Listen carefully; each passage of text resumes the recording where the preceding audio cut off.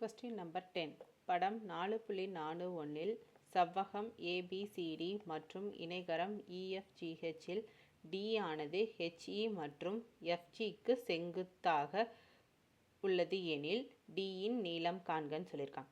In the figure 4.41, ABCD is a rectangle and EFGH is a parallelogram. Using the measurements given in the figure, what is the length D of the segment that is perpendicular to HE and FG அப்படின்னு கொடுத்துருக்காங்க. So இதுதான் உங்கள் கொடுத்துருக்க diagram. ஓகேங்களா? So area of ABCD equal to length into breadth. அப்போ லென்த்துன்னா என்ன? DC. D and C length, breadth வந்து பிசி. பி அண்ட் சி இது லென்த்து, இது பிரெத்து. ஸோ அதை எழுதியிருக்கோம். ஸோ இதோட வேல்யூ என்ன? 10 and 8.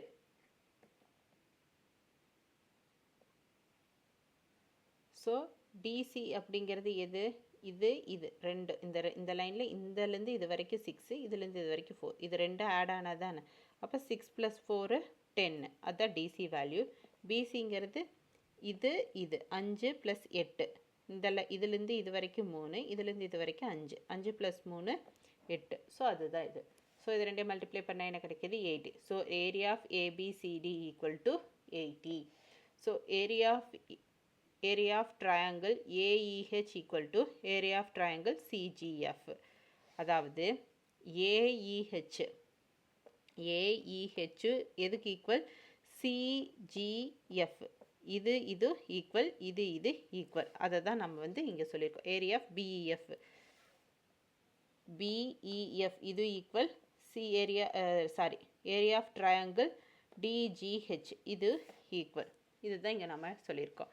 Next, area of parallelogram EFGH equal to area of ABCD minus 2 into area of triangle AEH minus 2 into area of triangle BEF அப்படின்னு கொடுத்துருக்காங்க. புரியுதுங்களா? இதை நம்ம இந்த வேல்யூஸ் எல்லாம் நெக்ஸ்ட்டு சப்ஸ்டியூட் பண்ண போகிறோம்.